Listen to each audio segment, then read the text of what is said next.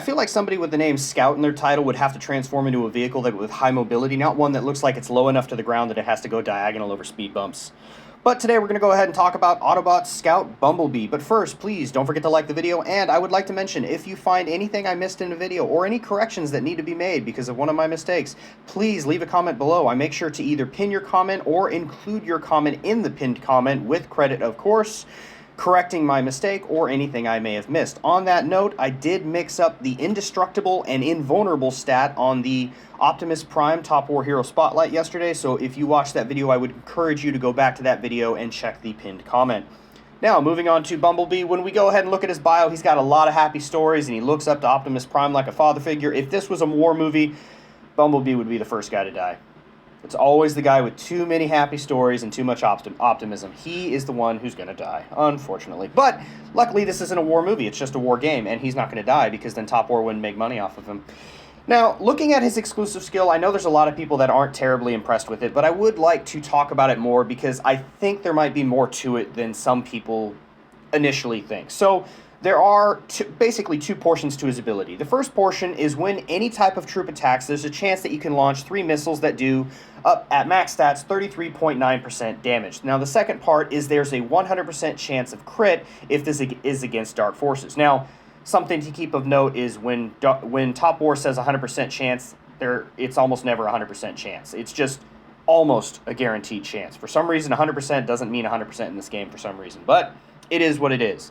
Now, granted, this doesn't sound very important, because I know a lot of us don't really have any issues taking down dark forces, so what does it matter if you do a crit rate against dark forces? Well, something to keep in mind is during Eternal Lands, while I haven't been able to participate myself, I have been hearing about dark forces that are in Eternal Lands that have heroes with their marches and even components. And it was apparently possible for even 3 hero marches to lose troops going against these. So having a hero that has a 100% crit chance against dark forces could be something that's very handy during Eternal Lands. Now, granted, he's a purple hero, so the stats aren't looking very great, but that's something else I wanted to talk about. Now, I will be coming out with a second hero spotlight on Bumblebee once I get him to an orange hero, because it's likely that a bunch of this information will change. But let's go ahead and operate on what we have now. If we look at a max stat, 5-star, level 120 purple hero, when you add their war and defense stat together, they equal about 26,000. They have different ratios, but they always add up to around that same amount. Now, an orange hero, if you add their war and defense stat, it's around 51,000. Again, different ratios, but still that same kind of principle going on.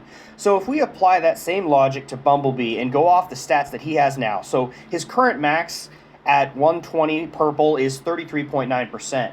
Now, if we do a little bit of math and the fact that his war stat is about twice as much as his defense stat, increase his stats to a theoretical orange hero, if we were to take the 16,000 extra war, roughly, these are estimates and rounded numbers, 16,000 extra war he would get for being an orange hero at max stats, times that by 0.07, which is what his attribute affects his ability, that would be an additional 11.2%. Basically what I'm saying is, if all his exclusive skills stayed the same, he became an orange hero at max stats, he would likely gain an additional 11.2% to his exclusive ability, which means he'd be hitting roughly around 44-45% for each missile, which is not a bad hit. And again, I expect his ability to change slightly once he becomes an orange hero. And going over his strengths and weaknesses, of course, the strengths for him would be those dark forces. The weakness is just the fact that he's a purple hero and he's got the low stats. His exclusive skill isn't really exploitable for any particular weaknesses, and since it's universal, I know he's technically an army hero, but his ability is entirely universal, so he doesn't really have any specific weaknesses. It's just whatever kind of troops you're bringing him along for.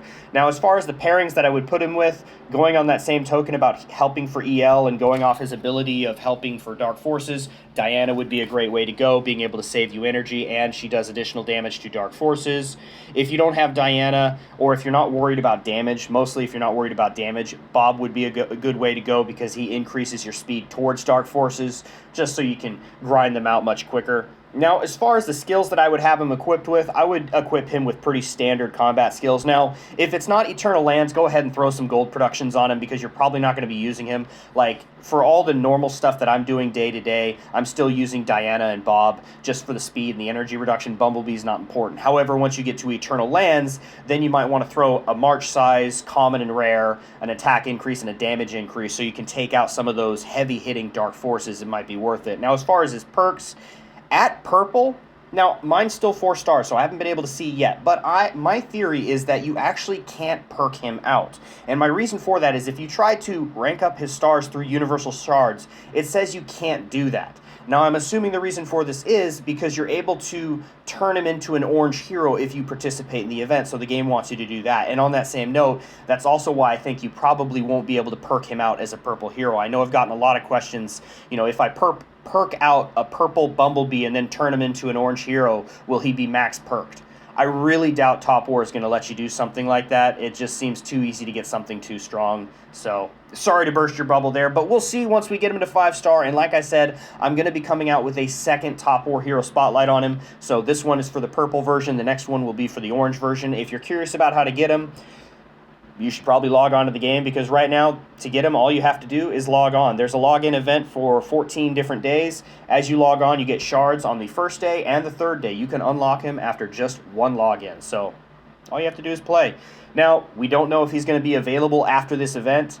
If so, I imagine it would be very rare, so definitely you're going to want to get on this guy and try to get him to an orange hero as soon as possible. Let me know what you guys think of him in the comments below. Please don't forget to like and subscribe. Check out my Discord. And again, since he is new material, check out the pinned comment. In case I'm missing anything, please give me corrections.